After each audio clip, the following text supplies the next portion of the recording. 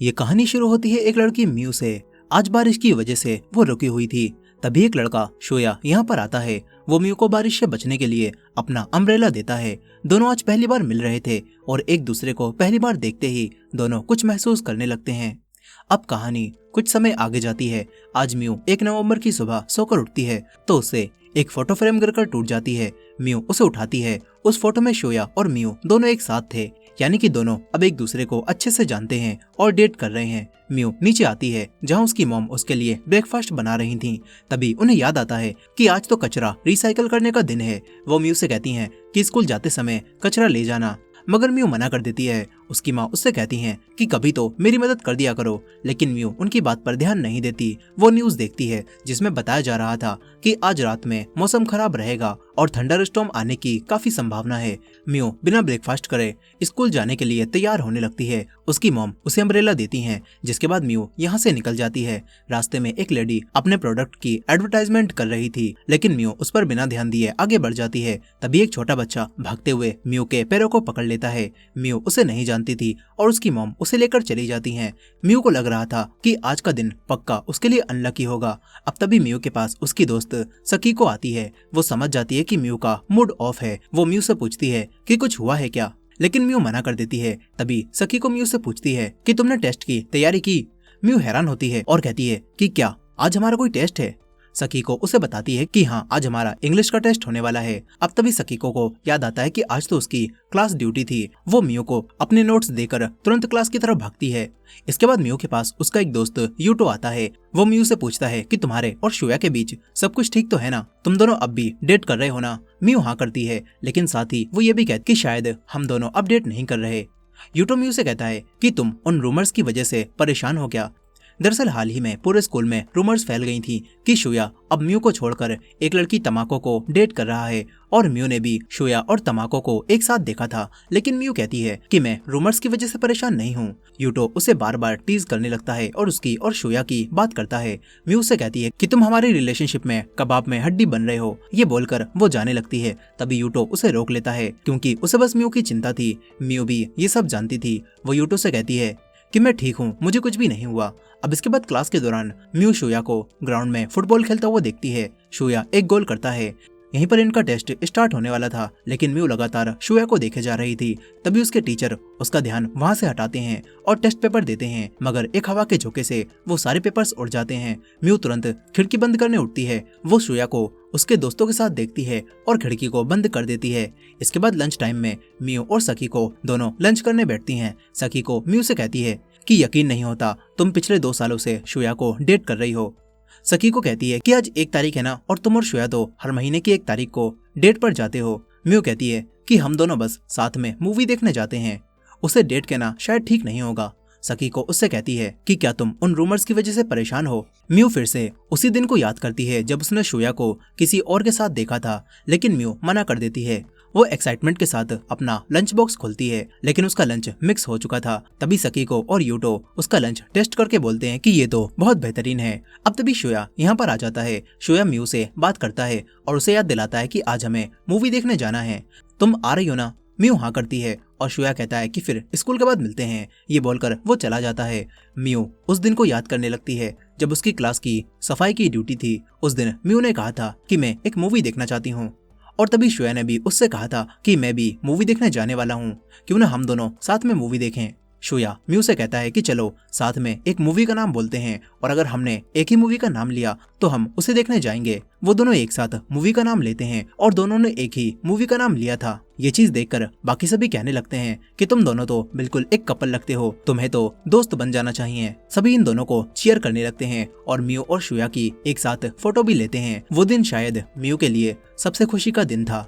Mu उसी दिन को याद कर रही थी। अब इसके बाद स्कूल खत्म होता है। म्यू और यूटो अपना टेस्ट सबमिट करने में लेट हो गए थे। तभी म्यू बाहर शोया को देखती है, जो कि अपने बाकी दोस्तों के साथ था, जिनमें कई लड़कियां भी थीं, जो कि म्यू को कहीं ना कहीं अच्छा नहीं लगता। म्यू नीचे आती है और शोया भी अपने दोस्तों को छोड़कर उसी के साथ जाने लगता है। एक लड़की इन दोनों को जाते हुए देख रही थी। अब इसके बाद जब म्यू और शोया दोनों मूवी देखने थिएटर में अंदर जाने ही वाले थे, तभी शोया के पास एक कॉल आती है। बात करने के बाद वो म्यू से कहता है कि मुझे माफ करना म्यू, मुझे अभी ही कहीं पर जाना होगा, इसीलिए शायद आज हम मूवी नहीं देख पाएंगे। म्यू उससे पूछती है कि क्या सच में वो काम इतना अर्जेंट है। शोया हाँ करता है और दोबारा म्यू से माफी मांगता है। म्यू कहती है कि ठीक है, कोई बात नहीं। शोया यहाँ से चला जाता है, लेकिन म्यू को अंदर ही अंदर काफी बुरा लग रहा था। म्यू अपने और शोया के पुराने पलों को याद करने लगती है। उसे वो दिन भी याद आता है जब शोया ने उससे कहा था कि क्यों ना हम दोनों हर महीने की 1 तारीख को मूवी देखने जाएं। शोया ने म्यू से प्रॉमिस किया था कि चाहे हमारे बीच लड़ाई ही क्यों ना हो जाए, लेकिन हम हर महीने की 1 तारीख को मूवी जरूर देखेंगे। मगर प्रेजेंट टाइम में उस दिन को याद करके म्यू सोचती है कि शायद शोया अब उसे पसंद नहीं करता। अब इसके बाद रात में म्यू अपने घर जा रही थी, तभी शोया उसके पास मैसेज करता है और कहता है कि मैं तुमसे कुछ बात करना चाहता हूँ, तुम मुझे क्लॉक टावर के पास आकर मिलो। म्यू वहीं पर जाने लगती है। दोनों क्लॉक टावर के पास मिलते हैं, जहाँ शोया म्यू से माफी मांगता है कि उसने अपना प्रॉमिस तोड़ दिया। म्यू जाने लगती है, शोया उसे रोकता है, लेकिन म्यू उससे कहती है कि मुझे सब दिखता है, अगर तुम दूसरी लड़कियों के साथ घूमना चाहते हो तो तुम घूम सकते हो, इससे मुझे कोई भी मतलब नहीं है। म्यू अपना हाथ छुड़ाकर जाने लगती है और सोचती है कि शोया काश तुम मेरी जिंदगी से चले जाओ। और तभी एक ट्रक आता है जिससे शोया का खतरनाक एक्सीडेंट हो जाता है। ये देखकर म्यू के होश उड़ जाते हैं। तभी क्लॉक टावर पर बिजली गिरती है और म्यू की आंख अपने घर में बेड पर खुलती है। उसे लगता है कि ये सब शायद कोई सपना था। म्यू जैसे ही उठती है तो उससे एक फोटो फ्रेम गिरकर टूट जाती है। म्यू को याद आता है कि ये तो कल भी हुआ था। वो तारीख देखती है तो आज भी 1 नवंबर थी। वो नीचे आती है जहाँ पर उसकी माँ उसके लिए खाना बना रही थी। उन्हें याद आता है कि आज तो कचरा रिसाइकल करने का दिन है। वो म्यू से जाते समय कचरा ले जाने के लिए कहती हैं। ये सुनकर म्यू अपनी माँ से पूछती है कि क्या आज 1 तारीख है। उसकी माँ हाँ करती हैं। तभी म्यू न्यूज को देखती है जिसमें बताया जा रहा था कि आज मौसम खराब रहने की संभावना है। म्यू सोचती है कि सब कुछ तो बिल्कुल कल की तरह हो रहा है। वो बिना खाना खाए स्कूल जाने के लिए तैयार होने लगती है और जाते समय उसे फिर से वही लेडी दिखती है जो कल ही की तरह म्यू को कुछ ऑफर करती है, लेकिन म्यू बिना लिए आगे बढ़ जाती है। फिर वही लड़का भागते हुए उसके पैरों को आकर पकड़ लेता है। म्यू को समझ नहीं आता कि ये सब क्या हो रहा है, क्या उसे डेजावू हुआ था। अब तभी जाते समय सकीको आती है। वो म्यू से पूछती है कि तुमने टेस्ट की तैयारी की ना। म्यू कहती है कि क्या आज हमारा इंग्लिश का टेस्ट होने वाला है। सकीको हाँ करती है और नोट्स देकर जाने लगती है। तभी म्यू चौंक जाती है। उसे यकीन हो जाता है कि पिछला दिन फिर से रिपीट हो रहा है। वो भागती हुई डायरेक्ट शोया को देखने जाती है। शोया अपना फोन नहीं उठा रहा था। म्यू शोया की क्लास के बाहर आकर खड़ी हो जाती है। कुछ समय बाद शोया यहाँ पर आता है जो बिल्कुल ठीक था। म्यू शोया को जिंदा देखकर काफी खुश होती है। वो शोया से कहती है कि तुम मेरी कॉल क्यों नहीं उठा रहे थे। शोया तुरंत अपना फोन चेक करता है जिसकी बैटरी डाउन हो चुकी थी। वो म्यू से कहता है कि क्या तुम्हारे पास चार्जर है। म्यू मना करती है। तभी शोया की क्लास की एक लड़की तमाको शोया से कहती है कि मेरे पास चार्जर है, तुम उसे यूज कर सकते हो। तमाको और शोया दोनों एक ही क्लास में थे और दोनों दोस्त भी थे। साथ ही तमाको ही वो लड़की थी जिसे म्यू ने शोया के साथ घूमते हुए देखा था। अब तभी शोया म्यू से पूछता है कि वैसे तुम यहाँ पर क्या कर रही हो। म्यू बहाना बनाते हुए कहती है कि आज मैं अपनी हिस्ट्री की बुक भूल गई, क्या तुम मुझे अपनी बुक दे सकते हो। शोया कहता है कि हमारी आज हिस्ट्री की क्लास नहीं है, इसीलिए मैं बुक नहीं लाया। तभी वही लड़की तमाको कहती है कि मेरे पास हिस्ट्री की बुक पड़ी हुई है। तमाको म्यू को अपनी बुक दे देती है और फिर शोया से कहती है कि अब तुम्हें मुझे ट्रीट देनी होगी। दोनों हंसते हुए बातें करने लगते हैं जो कि म्यू को कहीं न कहीं पसंद नहीं आता। वो तुरंत यहाँ से निकल लेती है। वॉशरूम में सकीको म्यू के पास हिस्ट्री की बुक देखकर कहती है कि आज तो हमारी हिस्ट्री की क्लास नहीं है, तो तुम ये बुक क्यों लाई हो। म्यू सकीको को कुछ भी नहीं बताती। फिर क्लास में जब इनका टेस्ट शुरू होने वाला होता है तभी म्यू ग्राउंड में देखती है जहाँ पर शोया अपने दोस्तों के साथ फुटबॉल खेल रहा था और पहले की तरह वो एक गोल करता है। म्यू के टीचर म्यू का ध्यान बाहर से हटाते हैं और उसे पेपर्स देते हैं, लेकिन पेपर्स हवा की वजह से उड़ जाते हैं। ये सब बिल्कुल वैसे ही हो रहा था जैसे कल हुआ था। इससे म्यू को और भी ज्यादा यकीन हो जाता है कि शायद वो सब उसका सपना नहीं था बल्कि सच में हुआ था। लंच टाइम में म्यू सकीको से कहती है कि शायद मैं ये दिन दोबारा से जी रही हूँ, लेकिन सकीको उसकी बातों पर विश्वास नहीं करती और हंसने लगती है। म्यू कहती है कि मेरी बात मानो, अगर आज मैं और शोया मूवी देखने गए तो जरूर कुछ बुरा होगा। इस पर सकीको कहती है कि शायद तुम्हें सपने में आने वाला फ्यूचर दिख गया होगा। इसके बाद जैसे ही दोनों लंच खोलने लगती हैं, म्यू को याद आता है कि उसका लंच बिगड़ा हुआ होगा और ऐसा ही होता है। साथ ही सकीको और यूटो को पहले की ही तरह उसका लंच काफी अच्छा लगता है और वो उसके लंच की तारीफ करने लगते हैं। फिर म्यू को याद आता है कि शोया यहीं पर आएगा और ऐसा ही होता है। म्यू को अच्छे से याद होता है कि शोया कहेगा कि आज हम मूवी देखने जाने वाले हैं और शोया यही कहता है। म्यू सोचती है कि अगर उसे शोया के एक्सीडेंट को रोकना है तो उसे कुछ अलग करना पड़ेगा। इसीलिए वो शोया से कहती है कि आज मैं तुम्हारे साथ मूवी देखने नहीं जा पाऊंगी क्योंकि मुझे बहुत जरूरी काम है। शोया जबरदस्ती करता है और कहता है कि मैं तुम्हारे लिए इंतजार भी कर लूंगा, मगर म्यू नहीं मानती और कहती है कि मैं नहीं जा पाऊंगी। इसके बाद शोया उदास होकर चला जाता है। स्कूल की छुट्टी के टाइम पर कल की तरह ही म्यू शोया को उसके दोस्तों के साथ देखती है, जो कि खुश लग रहा था। तभी यूटो उसके पास आकर कहता है कि आज तुम उसके साथ मूवी देखने नहीं जा रहे क्या। शोया जैसे ही मुड़ता है तो म्यू यूटो के साथ छुप जाती है, मगर तभी शोया म्यू के पास मैसेज करके उसे बताता है कि आज मैं इस मूवी को देखने जाने वाला हूँ, अगर तुम्हारा मन बदल जाए तो तुम भी आ जाना। म्यू देखती है कि ये तो वही मूवी है जिसे म्यू हमेशा से देखना चाहती थी। वो तुरंत शोया के पास जाने लगती है। उसे वो दिन अच्छे से याद होता है जब वो दोनों मूवी देखने के लिए उसे चुन रहे थे। तब म्यू ने इसी मूवी को चुना था, लेकिन शोया को दूसरी मूवी पसंद आ गई और तब शोया की खुशी के लिए म्यू ने उसे अपनी मूवी नहीं बताई थी। म्यू अब भागते हुए शोया के पास थिएटर में आ जाती है, लेकिन शोया यहाँ पर नहीं था। तभी रास्ते में उसे शोया अपने दोस्तों के साथ कैफे में दिखता है, जहाँ पर वो सभी लोग मिलकर तमाकू का बर्थडे सेलिब्रेट कर रहे थे। शोया उन सभी और तमाकू के साथ काफी खुश था। अब तभी तमाकू बाहर म्यू को देख लेती है। वो कॉल करने के बहाने बाहर आती है और म्यू से पूछती है कि तुम यहाँ पर क्या कर रही हो। म्यू तुरंत ही तमाकू की हिस्ट्री बुक निकालकर बहाना बनाती है कि मैं इसे लौटाने आई थी। तमाकू म्यू से कहती है कि सिर्फ आज के लिए शोया को मेरे साथ रहने दो। म्यू तुरंत समझ जाती है कि तमाकू शोया को पसंद करती है। तमाकू जाने लगती है। तभी म्यू से कहती है कि आज श्रेया का अच्छे से ध्यान रखना और उसे मूवी देखने मत जाने देना। तमाकू हाँ करती है और चली जाती है। म्यू दोबारा उन दोनों को साथ में हंसता हुआ देखती है और सोचती है कि श्रेया का एक्सीडेंट हो, इससे बेहतर यही है कि वो किसी और लड़की के साथ रहे। लेकिन फिर भी म्यू को दुख था। वो उदास होकर जाने लगती है। फिर रात में जब वो उदास बैठी हुई थी, तभी उसके पास यूटो की कॉल आती है, क्योंकि म्यू अपना लंच बॉक्स उसके पास ही भूल गई थी। दोनों साथ में बातें करते हुए जाने लगते हैं। यूटो कहता है कि तुम शोया के साथ आज मूवी देखने नहीं गई क्या? तुम दोनों के बीच कुछ हुआ है क्या? म्यू कहती है कि नहीं, बस आज मैंने ही मना कर दिया। यूटो उससे और चीजें पूछता है। तभी म्यू कहती है कि तुम हमारे रिलेशनशिप में इतनी दिलचस्पी क्यों ले रहे हो? तुम कबाब में हड्डी बन रहे हो। यूटो रुककर कहता है कि मुझे तुम्हारी रिलेशनशिप में दिलचस्पी नहीं है, मुझे बस तुम्हारी चिंता है। मुझे तुम्हें रोता हुआ देखकर अच्छा नहीं लगता। अब तभी म्यू को शोया और तमाकू साथ में जाते हुए देखते हैं। म्यू शोया के पास जाने लगती है, लेकिन यूटो उसे पकड़कर रोक लेता है और कहता है कि मैं तुम्हें पसंद करता हूँ। लेकिन म्यू को उसी समय वही ट्रक दिखता है जिससे पिछली बार शोया का एक्सीडेंट हुआ था। म्यू यूटो से कहती है कि मुझे माफ करना। ये बोलकर वो तुरंत शोया को बचाने भागती है। वो शोया को आवाज भी लगाती है, लेकिन उसके पहुंचने से पहले ही एक बार फिर से उसके ही सामने शोया का एक्सीडेंट हो जाता है। म्यू को समझ नहीं आता कि ये सब दोबारा क्यों हुआ। तभी क्लॉक टावर पर बिजली गिरती है और एक बार फिर से म्यू की आंख 1 नवंबर की सुबह में खुलती है।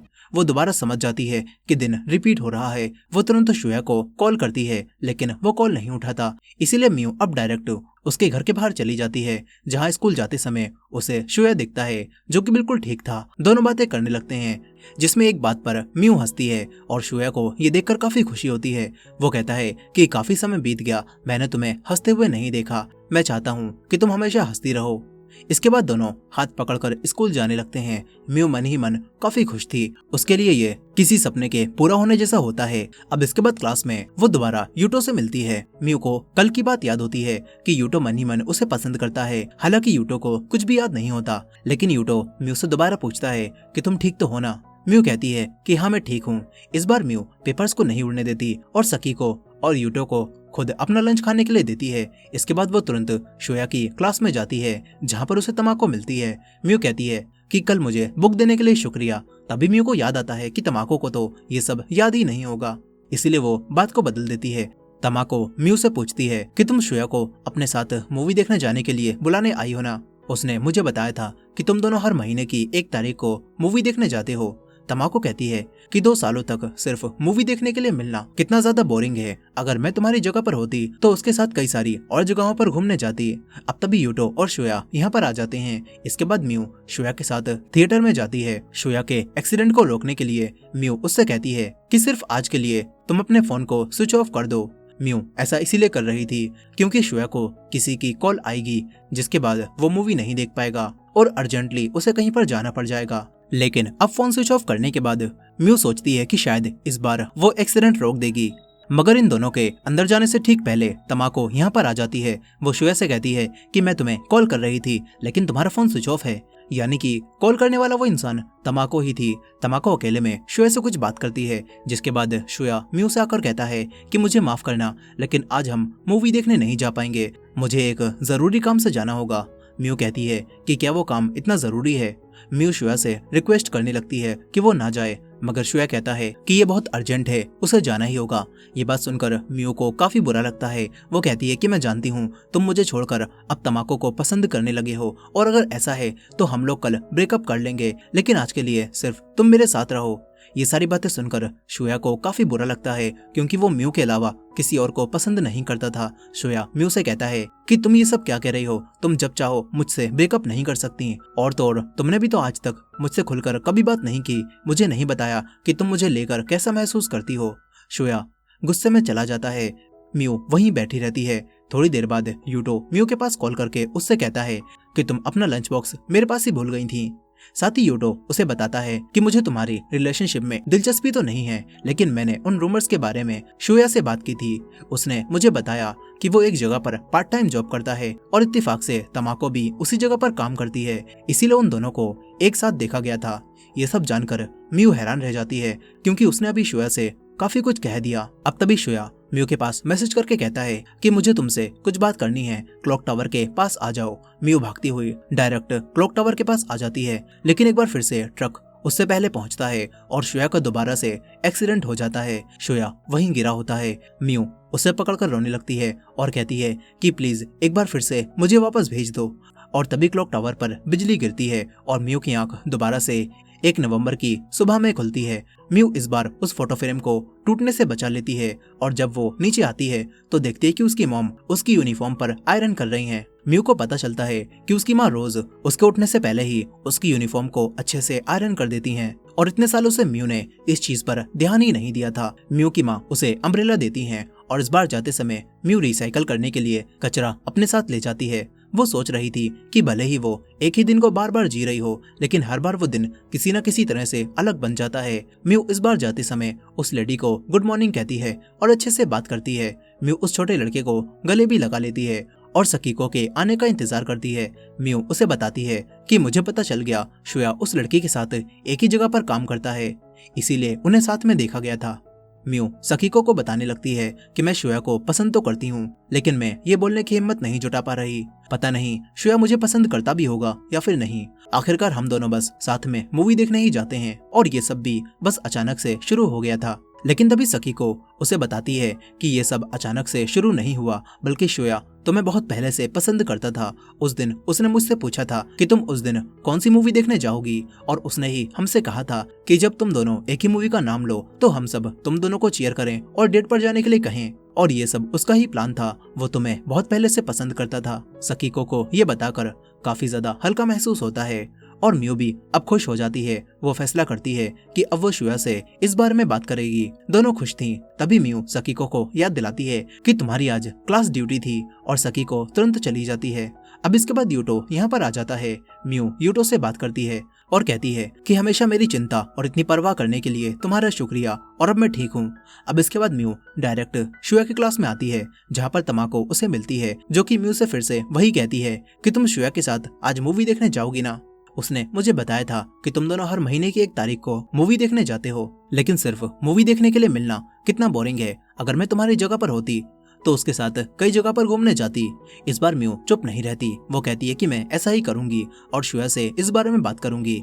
तमाको उदास होकर चली जाती है। तभी शोया यहाँ पर आ जाता है। म्यू उससे एक फेवर मांगती है, जिसके बाद दोनों आज क्लास स्किप करके उसी पेड़ के पास जाते हैं जहाँ दोनों ने प्रॉमिस किया था। यहाँ पर आकर म्यू शोया से पूछती है कि तुम कहीं पर पार्ट टाइम काम करते हो क्या।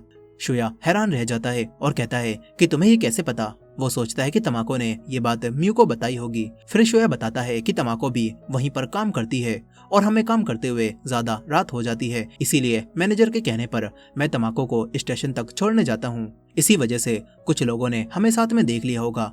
म्यू कहती है कि तुम पार्ट टाइम जॉब करते हो, तुमने ये बात मुझसे छुपाई क्यों?